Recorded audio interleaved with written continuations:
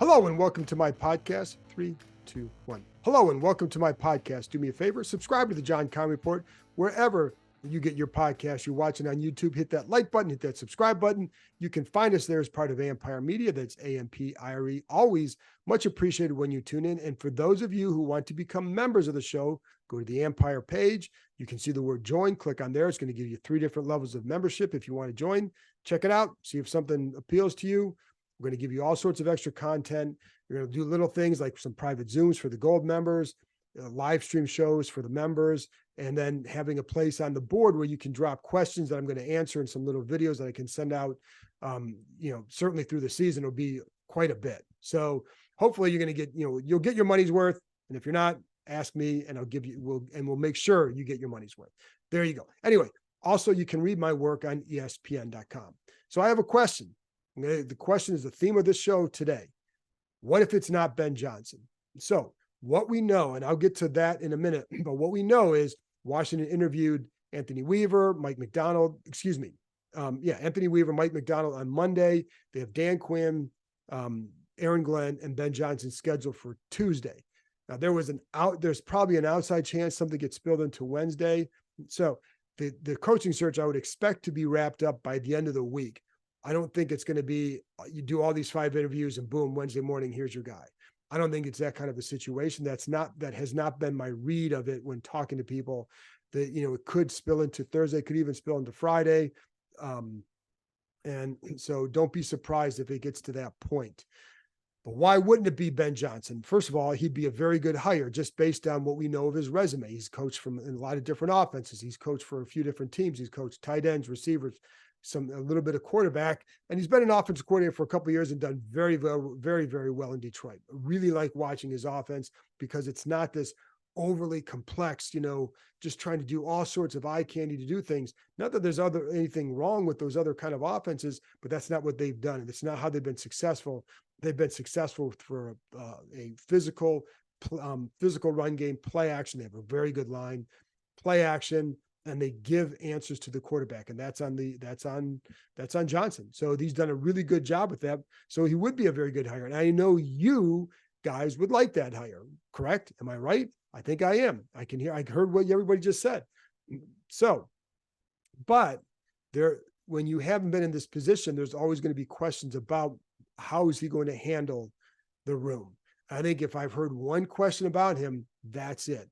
And it's not that people say he can't, as much as they have questions about that. And, and I haven't heard it from a ton, but you do, like, if you hear one thing where it's like, what would be the drawback?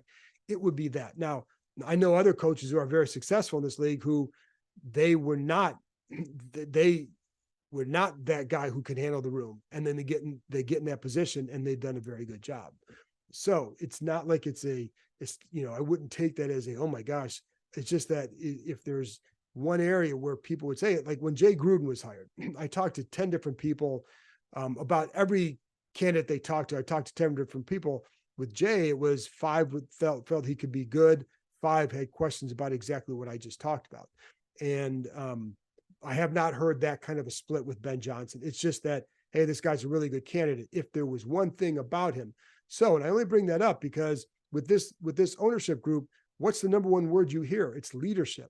And not that it's not to say that he might be a poor leader by any means, but what if they feel someone else is better in that? That's something that I think, that is, so if they don't go in that direction, and again, everybody I've talked to in the league keeps pointing to Ben Johnson, but until it's done, you're always going to wonder, or you shouldn't be so shocked by anything. Just kind of warning. And even ESPN's Adam Schefter, my colleague at ESPN, it did say that, I think it was on the Pat McAfee show, that the expectation in the league is Dan Quinn to Seattle and Ben Johnson here. And he even, I'm paraphrasing, Adam said that, don't be surprised if one of those two is wrong, if not maybe both. So clearly it's not like this lock slam dunk. That's why I want to ask, what if it's not Ben Johnson? And again, if it is, I think it'd be a good hire. And I know you guys would be ecstatic. And the one thing that I would say in this, every group has to build up the trust. You have to prove that you're worthy of that trust. You don't get trust just by automatically showing up. However, I think when you look at this ownership group, I think there's a lot of things to like about them and how they operate. And you can point to moves in other organizations in other sports leagues as far as what they've done. Do you trust the ownership group? Do you trust Adam Peters? Again, a lot to like, but he hasn't hired his own guy yet. So this will be his first hire too. And it's Harris's first hire in the NFL. That's why, to me, it was smart to bring on people like Bob Myers or Rick Spielman, people who've been through the process, and another leader like Magic Johnson who can sit in on some of this stuff and certainly, probe a coach with the questions to find out more about how they would handle certain situations.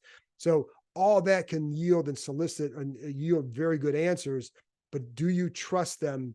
And I say that because what if it's not Ben Johnson? Do you trust who then? Oh, well, they must have seen this, or maybe they didn't, or maybe Ben Johnson, whatever, for whatever reason, maybe it doesn't work on either side. I don't know. And I'm not even saying that's going to be the case, but I do think I'm going to present this. I'm presenting this because until it's done, you don't know for sure. So do you trust what they're doing and how they operate to say that no matter who they hire, I think they must know what they're doing? Are we at that point? Well, to me, again, you have to build it up. But I think there is, when I've been around this group, I think there is a level of trust that certainly has not been part of this organization for some time. Anyway, so what if it isn't? So let's take a look at some of the other people that could obviously be. I mean, they've talked to 7 people. You have the 5 this week, then you had Bobby Slowick last week and Eric Bieniemy a couple weeks ago. Of that, like I've already told you, like it's not going to be. I just don't see Bieniemy getting the head coaching job. There's really, I just don't see it. And that's not. I'm not going to rehash all the things that went on this year.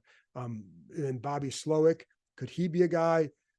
I haven't heard his name a ton in that regard, but I mean, obviously he interviewed here twice and he did a really good job in Houston this year with CJ Stroud. I also think CJ Stroud is a damn good quarterback.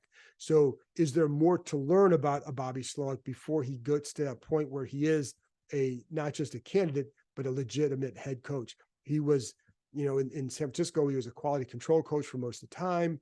And passing game coordinator.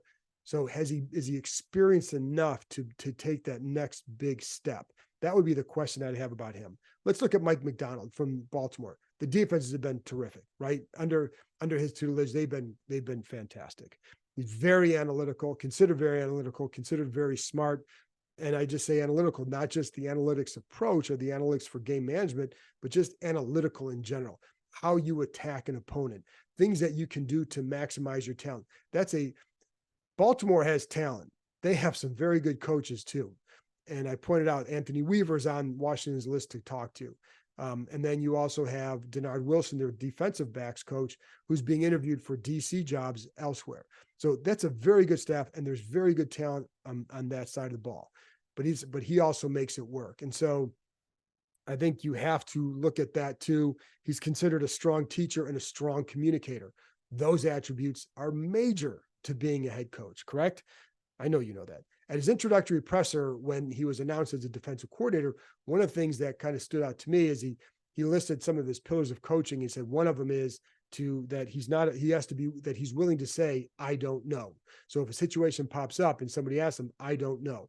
And I always think, there's some people who want to show they're smart about every situation. Well, to me, the smartest people that I've been around can admit when they don't know something. I will say I've been around some smart coaches who I'm not sure would ever say that.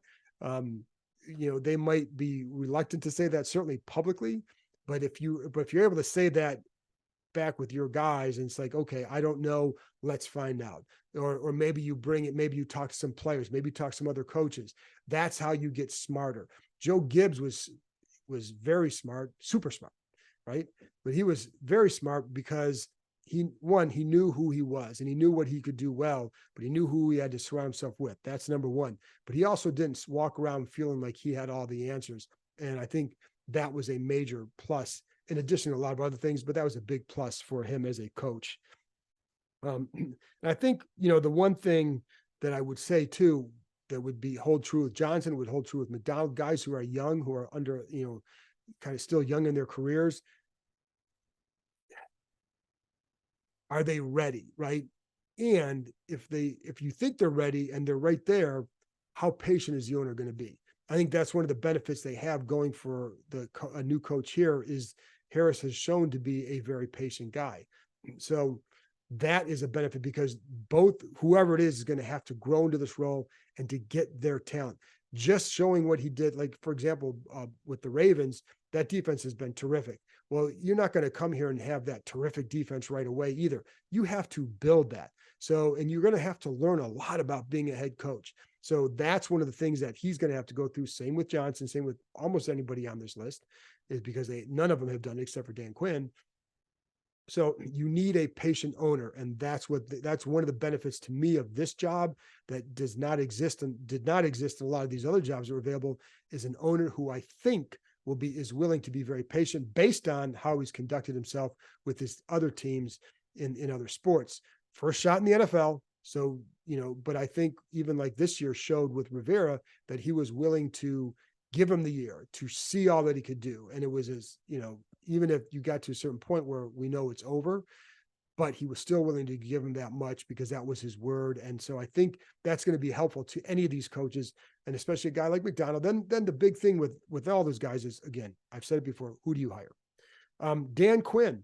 So I know for a lot of you guys seem to think that he's not a good coach, and I think people in the NFL would disagree with that. However, and I'm not saying that you have to embrace all of that, but I do think of all the people I hear a lot of good things about, he's still probably the guy when you're starting there talking about leadership and all that, he probably is the one that jumps out the most because he's been in that role. So you have a way to measure him in that role. And so I think that's something that's a benefit to him. And again, leadership is the number one word I've heard throughout at the start of this process. I know Adam Peters said it, but I also heard it privately. That's the big thing they're looking for, somebody who has strong leadership skills.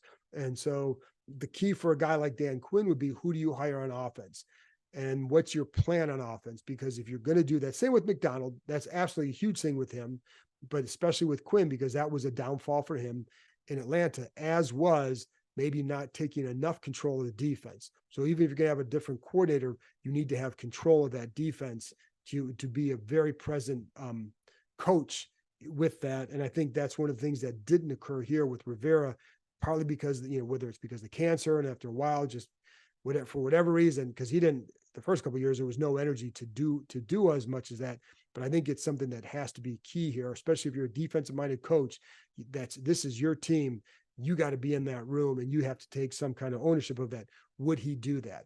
That's because if you don't, then you're going to suffer the same kind of fate you did in Atlanta, which is maybe start here and you start to go down, whatever. But I do hear a lot of good things about him, especially in the leadership role. And I think that, it may not, like I said, it may not be what the fan base would want, but this is about not winning the headlines in January, February, as much as it is who's going to help you win games and build the organization the way you want. And I'm not even saying that it would be Dan Quinn, because it could be Ben Johnson, or McDonald. Those guys might be the perfect fits and they can do all that. But I would still say, like, it's great to win it'd be great if they have the home run hire or consider the home run hire in January, February. But if you don't build, but you still then have to go out and build it. So whoever's hired now is still going to have to build it, whether fans like it or not, or whether fans like the hire or not. They still have to go out and prove it. If it's Dan Quinn, he really better prove it. If it's Ben Johnson, he really has to prove it, because now the pressure's on. And so, but I do think like Quinn has been in that role, and so we have a good idea of how he would be as a head coach in terms of handling situations. His records, one game over 500, did take the Falcons to Super Bowl. The last couple of years did not go very well for whatever reason. I wasn't there. But he's I just, like I said, I stress the leadership stuff because I think that's why he's being interviewed. And so if he gets a job, it will be that reason and his ability to build or help build an organization. But if Johnson goes in there and he shows in these interviews, or their research shows that this is exactly who they want, grand slam. There you go. So, and I stress this is not saying what I think should happen, but I'm just trying to talk about what might happen and why they might go in a certain direction with any of these candidates, because every one of these candidates is going to have something that appeals to them. That's why they're interviewing them. And I even, as I asked somebody about this whole process, like they're not talking to all these guys. They didn't go into this process saying, oh, we're going to hire Ben Johnson and just wasting everybody else's time. That's just not how, that wasn't the approach. Again, still might be him, but what if? And then you go to, but again, Quinn would have his own, again, I hate that word. He had the tough couple of years at the end in Atlanta. And so if they hire him, he better make sure that he gets off to a good start and hires the right offensive coach and then also defensive coordinator, because if you're going to be that guy in charge, it's not just, I don't know that he'd be necessarily the play caller, but you have to have a guy that will be a good coordinator. And it's funny because like sometimes for some of these teams in these interviews, they talk to a guy about who their coordinator is. And if they don't like him, that's going to disqualify that coach too, because they know that the biggest key for these coaches is hiring a really good staff. In some ways, some of the searches, you look at some of these guys, the Ben Johnson and McDonald, and those guys look like, some of the rookie quarterbacks coming out in the draft are like, hey, there's a lot of unknowns, but a lot of potential there too. And that's why it's exciting to see the potential and discuss the potential, because you don't know. Same with some of these quarterbacks in the draft, whereas maybe somebody else might be more of a, mid-level kind of veteran quarterback. Well, I know what you're going to get in him, and, it's okay, but it's this and that. So I get it. But again, whoever gets hired now has to go out and build it right down the road. And it's going to take some work. That's the one thing too. And I'm going to get into that in some other shows as to like kind of looking at the roster and what needs to be done, looking at how other teams were built, especially along the other offensive line, et cetera. So the other guy to look at is Anthony Weaver, the Ravens associate head coach and defensive line coach. And talking to some people up there, it's like he has a really strong presence, considered tough but fair. Their run game has been very good. It was not very good this year, though. They were like, I think it ranked in the 20, around 25, 24 in terms of yards, rushing yards per game, rushing yards allowed per carry. So, but in the last couple of years, they have been very, very good. And actually, it looks like the Ravens, I just looked it up, they were 14th in rushing yards allowed per game, and then 25th in yards per carry allowed this year. So the run defense slipped a little bit, but he has a good reputation as a coach. I don't know. In fact, I ran his name by someone else, and they were a little bit surprised that he was that he would be a finalist for the job. So who knows? But maybe they see something in him. And again, somebody who's worked with him, tough but fair, strong presence, and very well respected in that building. So, that's what I know, folks. That's the word on these coaches. So if they went in a certain direction, then that would be why. Oh, I'm sorry. The one guy I forgot to mention was Aaron Glenn. So that's the other guy that I needed to mention, Detroit's defensive coordinator, because people have asked me about him too. And it's funny because that's not it's not a top 10 defense. They did get better throughout the year. Felt like in the playoffs, certainly in the first half Sunday, they looked pretty good. But it's not like this great defense where he's like, oh, you've got to get this guy. So why is he being considered? Well, and it's funny because he played cornerback when he was in the NFL, and that's not necessarily a leadership position. Corners I've been around, it's like you're on an island. You're not seeing the entire game. You're seeing your guy, your little portion of the field. And even if you're in zone, you're seeing your side of the field. Safeties, linebackers, you're seeing middle, you're seeing everything. Same with centers, quarterbacks. Like those guys see a lot, right? Because you're having to see the entire field. With a corner, you're on an island. So it's a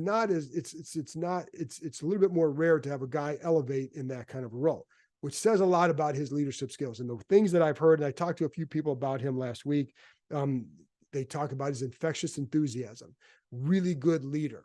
And so I think like that's something that stands out to him. One person did say they didn't think that a team would have a schematic advantage necessarily with him, but that they felt like he was, again, that good leader.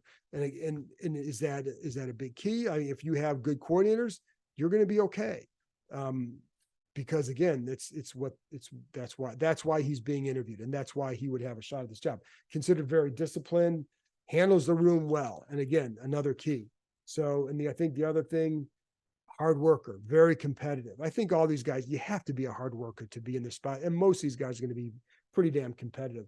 As a player, I talked to somebody who coached him, said he was not an egomaniac, and that he was always studying, always asking questions, and could see the big picture. Again, that's something for a corner that a lot of times you just don't get. Same with the receiver. You may be so focused, like, hey, I'm out here on this island, but you may not see the big picture. And I think that's something that they felt that Glenn did very well. And as a head coach, that's what you have to do. So I think there are some people who like him a lot.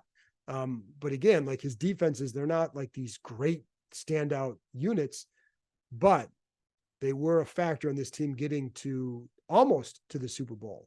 And he has the sorts of skills that I think that would transfer to being a head coach. The other part is Rick Spielman's brother, Chris, is an special assistant to the owner in Detroit. Clearly, he would have some insight onto both Ben Johnson and Aaron Glenn. So that's why. So if they go in any of those directions, I just wanted to provide you a little bit of more information on these guys rather than just always focusing on Ben Johnson, because I think we've talked about him a lot. I think you know why he'd be a good candidate. And, and I don't know where it's going. Again, the expectation remains Ben Johnson, but I would say, don't be shocked if that went somewhere else. And I say that not from I think this is what's going to happen, but from just like, this is the NFL. And sometimes there's a surprise. Sometimes something happens because maybe this guy clicks with this guy more, or maybe they just see something in this guy a little bit more than what they see over here because they want this. And maybe this guy doesn't give you enough of that. I don't know. But, so that's why I wanted to go over the what if scenarios and to see. And then in the end, maybe it'll be Ben Johnson. And I know a lot of people who think it will be. So we'll talk about him some more. There you go. I'll be back on Wednesday with another episode. Thanks for tuning in, and I'll talk to you next time.